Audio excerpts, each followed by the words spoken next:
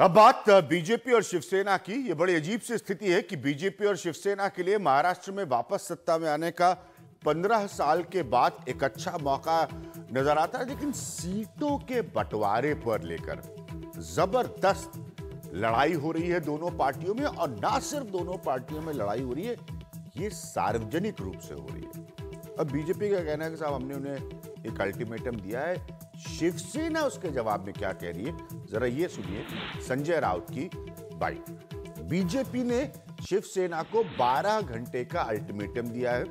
शिवसेना का कहना है कि हम बीजेपी का अल्टीमेटम ठुकराते हैं। बीजेपी की 130 सीटों पर लड़ने की मांग है और संजय राउत कह रहे हैं कि हमें कोई अल्टीमेटम की परवाह नहीं है। यह संजय राउत का कहना है। अल्टीमेटम जो दिया था आप देखिए, आप वेट कीजिए, वेट एंड वॉच। राऊत साहेब अल्टिमेटम दिलेला आहे बीजेपीने 12 तासाचा। आम्हाला अल्टिमेटम वगैरे काय माहिती नाही, आम्ही उद्योजनाला निर्णय किती वाजेपर्यंत? और मेरे साथ प्रभात झा साहब, जो कि vice president Bharatiya Janata party के, वो भी जुड़े हुए हैं। साथ में मेरे दो वरिष्ठ सहयोगी हैं, अभिषेक शर्मा हमारे रेजिडेंट एडिटर एनडीटीवी के, प्रसाद काथे एसोसिएट एडिटर पॉलिटिकल मसलों के, प्रेम शुक्ला कुछ देर हमारे साथ होंगे। प्रभात झा, पहला रिएक्शन आपसे चाहूंगा। शिवसेना कह रही है भाई अल्टीमेटम आप लोग मत दीजिए। ये तो बड़ी अजीब सी स्थिति है। मतलब चुनाव के आते आते आपके रिश्ते इतने खराब हो गए। देखिए, ये रिश्ते गठबंधन के जो होते हैं, हाँ, सीटों के बंटवारे के समय ऐसी भाषा पूर्व में भी जब चुनाव हुए तब भी हुए थे। ये कोई बड़ी बात नहीं। अभी आपने कहा कि संजय राउत जी ने कहा, प्रवक्ता की भाषा है वो, हाँ, उद्धव ठाकरे की भाषा नहीं है। इसलिए मैं ये मानकर चलता हूं गठबंधन धर्म को उद्धव ठाकरे जी भी जानते हैं और अमित शाह जी ने बहुत अच्छा उत्तर दिया है कि 2 कदम आप भी चलें, 2 कदम हम भी चलें। और मुझे पूरा भरोसा है कि कांग्रेस मुक्त महाराष्ट्र के लिए आज यह आवश्यकता है, दोनों मिलकर लड़ेंगे।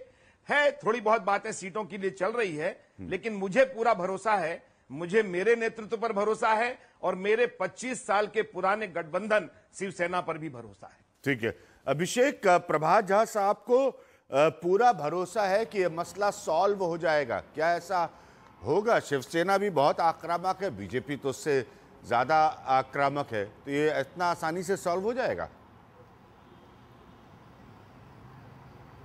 देखिए, आजकल ये समझ में नहीं आ रहा कि शिवसेना ने कौन सी हॉर्लिक्स पी हुई है जिसके चलते वो लगातार अपनी मांगे मनवाती जा रही है और बीजेपी लगातार एक एक कदम करके पीछे हटती जा रही है। जिसको अमित शाह कह रहे थे कि 2 कदम हम आगे चलें, 2 कदम वो आगे चलें, इसका मतलब ये था कि 2 कदम बीजेपी पीछे चले और शिवसेना 2 कदम और आगे चले। बिल्कुल वैसा लग रहा था, क्योंकि जब आपने 135 का फॉर्मूला दिया, फिर उसके बाद आप कल रात में प्रसाद मौजूद थे जहां से उन्होंने खबर दी थी कि किस तरीके से अब 119 की 135 की बात नहीं साहब, हम तो वो पुरानी बात थी, अब हम कुछ और नया फॉर्मूला तलाश लेंगे। आज जो रिपोर्ट भी फाइल हुई है उसमें भी 2 फॉर्मूले की बात हुई है। लेकिन आप ये समझिए कि आखिरकार ये ताकत आ कहां से रही है। ठीक उस वक्त में भी जब बाल ठाकरे मौजूद नहीं है, शिवसेना के लिए ये वैसा चुनाव है जिसमें उनका जो सबसे बड़ा लीडर है वो यहाँ पर मौजूद नहीं है इस दुनिया में, और उसके बिना वो अपनी संगठन की ताकत कहीं ना कहीं दिखा पा रहे हैं या कुछ ना कुछ ऐसी जरूरत वो महसूस करवा पा रहे हैं जिसका एहसास बीजेपी को धीरे धीरे हो रहा है। या तो बार्गेन की वजह बहुत बड़ी तगड़ी हो रही है, जिसका अंदाजा शायद बीजेपी लगा पा रही है कि शिवसेना को इस तरीके से हल्के में नहीं लिया जा सकता, या बहुत कुछ ऐसा कुछ हो रहा है जिसके चलते बीजेपी को भी अब ये समझना पड़ रहा है कि बीजेपी का कोई चेहरा, बड़ा चेहरा नहीं है जिसको वो आगे कर लेकर सरकार बना सकें या पूरे राज्य में बता सकें कि ये उनका सर्वमान्य चेहरा है।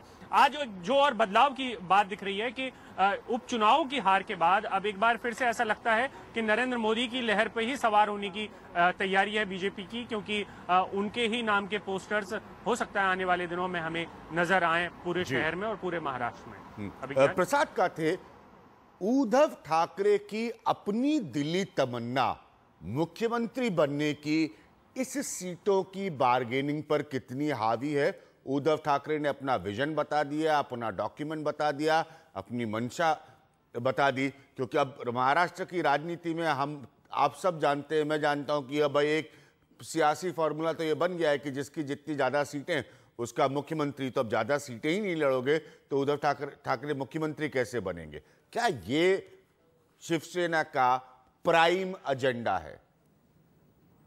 बिल्कुल, इसमें कोई दो राय नहीं है। और इस एजेंडे को चलाने के लिए आपको बता दें कि शिवसेना ने करीब करीब 2 महीने पहले मिशन 150 नाम से एक अपना अलग कार्यक्रम घोषित कर दिया है, जिसके तहत वो ये कहते हैं कि हमें 150 सीटें जीतनी है। अब अगर 150 सीटें जीतनी है तो स्वाभाविक 150 से ज़्यादा सीटें लड़नी होंगी। यानी इसका मतलब ये है कि गठबंधन में वो किसी भी हाल में 150 से कम सीटों का बंटवारा अपने खाते में नहीं लेंगे।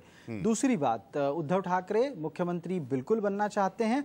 न सिर्फ उद्धव ठाकरे बनना चाहते हैं बल्कि पारिवारिक रूप से उनके ऊपर दबाव है कि वो अगर मौका आया तो मुख्यमंत्री बने। आदित्य ठाकरे, उनके बेटे, लगातार इस बात को रखते आ रहे हैं।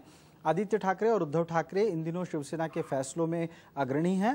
दोनों ने तय किया है कि 150 से कम में किसी भी हाल में सीटें नहीं लेंगी।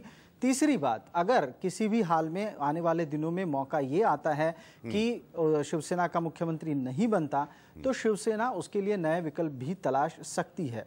ये बड़ा दिलचस्प है। प्रेम शुक्ला साहब, अब आप मौजूद है, क्या चाहते हैं उद्धव ठाकरे? अल्टीमेटम वगैरह तो आप लोगों ने ठुकरा दिया। अभिषेक का मानना है कि बीजेपी आगे बढ़ने के बजाय 2 कदम पीछे जाने को तैयार है। प्रभात झा साहब कह रहे हैं सब गठबंधन से पहले ऐसी बयानबाजी होती है, सब कुछ सॉर्ट आउट हो जाएगा। क्या चाहती है शिवसेना?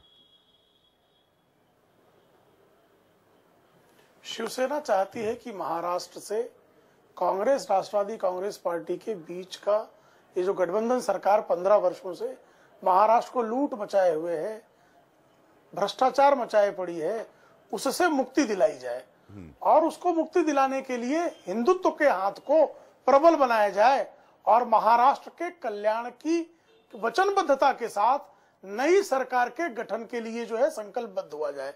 और मुझे लगता है उस दिशा में शिवसेना, भारतीय जनता पार्टी बीते जो है एक अरसे से सक्रिय है।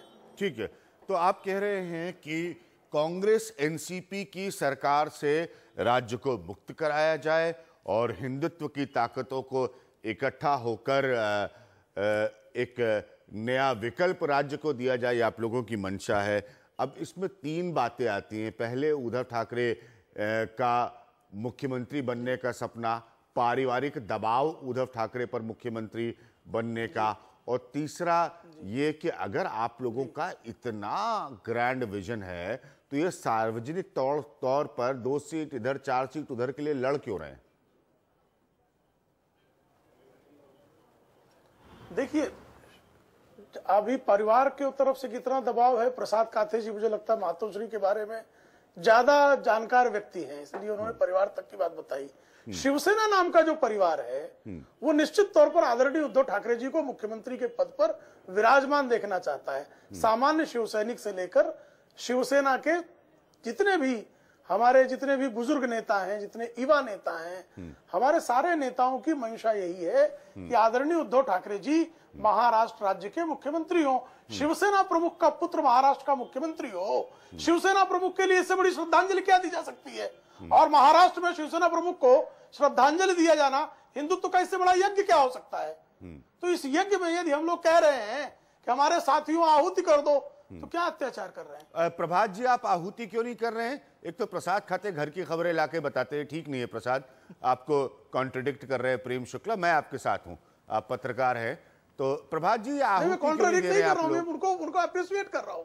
हाँ, नहीं कोई बात नहीं प्रेम शुक्ला जी, घर की खबरें क्या है और उद्धव ठाकरे की महत्वाकांक्षा क्या है, इस पर मैं भी आपसे चर्चा कर सकता हूं, आज वो विषय नहीं। प्रभात जी, आहुति दीजिए ना, आप लोग आहुति नहीं दे रहे।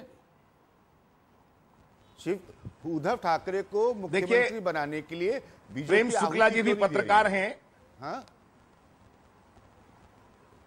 प्रेम शुक्ला भी पत्रकार है विज्ञान जी, और मैं भी पत्रकार रहा। प्रेम शुक्ला जी, अब शिवसेना और मुझे यह कहने में कोई संकोच नहीं है कि हाँ, हाँ नहीं, मैं बता रहा हूं, मैं भी भाजपा की तरफ से बात कर रहा नहीं, हूं। आप स्पेस कैसे लिया जाता है? आज चैनल में अगर गठबंधन सीधे सीधे बात कर लेती, क्या चैनल पर आप बुलाते किसी को? क्या उद्धव ठाकरे जी की या अमित शाह की या नितिन गडकरी की, विनोद तावड़े की बात कहते आप?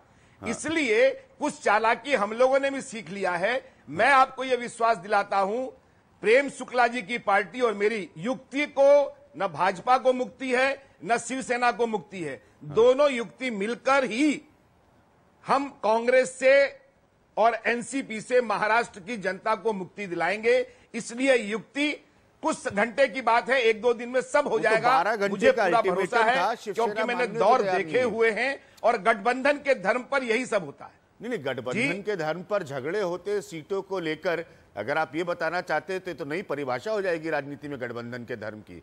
अगर सीटों को लेकर झगड़े होते हैं, बयानबाजी होती है, देखिए ये झगड़ा नहीं है। मनमोहन सिंह भी कहते थे कि भाई गठबंधन की राजनीति की बड़ी मजबूरियों की वजह से उनकी सरकार में घोटाले हो गए। तो आप लोग अगर ये सब चीज एक्सेप्ट करने के लिए तैयार है तो ये नए तरह से परिभाषित किया जाए गठबंधन को। अगर गठबंधन में एकदम नए तरीके से परिभाषित नहीं है। प्रभात झा साहब, हिंदुत्व है ना, बहुत मजबूत है। हाँ, एक मिनट, हमें अच्छी तरह से पता है कि कुछ सीटों के फासले से किस तरह से कांग्रेस अपना मुख्यमंत्री ले गई थी। अब ये कांग्रेस और एनसीपी की पॉलिटिक्स का मैं जिक्र नहीं कर रहा हूं। अब ये तो बड़ा साफ है कि वो कह रहे हैं कि भाई बाला साहब ठाकरे जो इनके नेता थे, उनको सबसे बड़ी अगर कोई श्रद्धांजलि हो सकती है वो उद्धव ठाकरे की है। अगर आप लोग जीत गए तो आप उद्धव ठाकरे को मुख्यमंत्री बना दीजिए। इसमें क्या दिक्कत क्या है प्रभात जी? बना दीजिए मुख्यमंत्री, आहुति तो दीजिए। देखिए दिक्कत, और मैं फिर कह रहा हूं, ये सब बातें चुनाव के बाद होती हैं। अभी तो बात ये हो रही है सीटों के बंटवारे पर। 15 मुझे अक्टूबर का चुनाव है और ये कार्यक्रम मैं इस भी वक्त कर रहा हूं 1 महीने पहले से कम समय में। तो आप लोग ऐसे लड़ रहे हैं जैसे कि अभी तक आपको पता ही नहीं था कि बीजेपी कितनी सीट लड़ना चाहती है और शिवसेना कितनी सीट लड़ना चाहती है 1 महीने पहले। नहीं, ऐसी बात नहीं है, मैं फिर कह रहा हूं जी। हर पार्टी, अभिज्ञान जी चाहती कि मैं अधिक से अधिक लड़ूं, मेरी पार्टी भी चाह रही है और शिवसेना भी चाह रहा है। इसलिए दोनों के बीच में कुछ बातों पर होंगे, कुछ सीटों पर होंगे, लेकिन ये भरोसा रखिए, मैं भी अपने अनुभव के आधार पर बता रहा हूं कि शिवसेना और भारतीय जनता पार्टी दो जिस एक जान है, 25 साल से काम कर रहे हैं। सब मिलजुल कर कांग्रेस से और एनसीपी से महाराष्ट्र के जनता को मुक्ति दिलाने के अभियान में हम भी आहुति देंगे, शिवसेना भी आहुति देगी। बात रही प्रेम शुक्ला जी और सैनिक शिवसेना की, उनकी तो इच्छा होगी ही कि उद्धव ठाकरे बने, क्यों नहीं होगी, उनके पार्टी के नेता हैं। लेकिन ये बातें तो सीटों के बंटवारे के बाद होगी और ये चुनाव परिणाम के बाद की बात है। ठीक है अभिषेक, एक आखिरी पॉइंट आपसे पूछना चाहूंगा, चूंकि प्रसाद तो अंदर की जानकारी दे देते हैं मातोश्री के। मैं ये पूछना चाहूंगा कि अब इन लोगों का समाधान निकलेगा क्या, पहला पॉइंट। दूसरा कि क्या महाराष्ट्र की जनता इस बात को समझ रही है कि साथ मिलकर सरकार क्या चलाएंगे? ये तो सीटों पर किसको कितनी देनी है उस पर 1 महीने पहले ये लड़े जा रहे हैं, सार्वजनिक तौर से लड़े जा रहे हैं। मतलब ये तो चुनाव महाराष्ट्र में होना है, ये कोई छुपी हुई जानकारी तो थी नहीं, तो अभी तक ये सीट ही नहीं डिसाइड कर पाए आपस में। तो जनता क्या सोच रही है इनके बारे में? देखिए जनता तो इस समय अगर जनता की बात करें तो ये मैसेज देने में कामयाब हुए हैं बीजेपी के लोग कल की बयानों के बाद, और आज अमित शाह ने जो बयान दिन में दिया कि हम गठबंधन के फेवर में हैं, हम करना चाहते हैं। लेकिन जो जिस सवाल का जवाब ना तो प्रेम शुक्ल जी दे रहे हैं और ना ही प्रभात जी दे रहे हैं, वो ये कि आखिरकार शिवसेना ने ऐसा क्या पी रखा है, कौन सी ताकत पी रखी है जिसकी वजह से उनके प्रवक्ता अब से थोड़ी देर पहले ये कह रहे थे कि हम कोई अल्टीमेटम नहीं मानते हैं, हम तो हमारे हिसाब से काम करेंगे। वो सामना में कहते हैं कि कोई मोदी लहर नहीं है। तमाम चीजें ऐसी, आखिरकार शिवसेना के जो आक्रामकता है वो उसका जवाब बीजेपी क्यों नहीं दे पा रही है? क्या उसको लगता है कि नहीं हमारी भी मजबूरी है यहाँ पे चलने की और साथ में लेकर चलना पड़ेगा, और वही मोल भाव दरअसल शिवसेना पूरी तरीके से करना चाहती है। ये सबसे बड़ा पेच है कि आप देखिए तेवर किसके कैसे हैं जी, तो तेवर के अंदर ही सब कुछ छिपा हुआ है। अभिज्ञान ठीक है, बहुत बहुत शुक्रिया आप लोगों को। तेवर के अंदर फ्लेवर है, और ये जो है ये ना बीजेपी बताने को तैयार है ना शिवसेना। लेकिन मैं जाते तक कहूंगा भाई ये तो कमाल की बात है, 1 महीना से कम समय बचा है चुनाव का और बड़ी रहस्यमय किस्म की स्थिति कि अभी बहस हो रही कि कौन कितनी सीटें लड़ेगा। ये पिछले 3 महीने से क्या कर रही थी शिवसेना बीजेपी, इसलिए अभी कहानी में ट्विस्ट और बाकी है। मुंबई की कहानी है, थोड़ा सा तो फिल्मीपन रहेगा ना इसके अंदर। फिलहाल मेरी ओर से आज इतना ही। नमस्कार।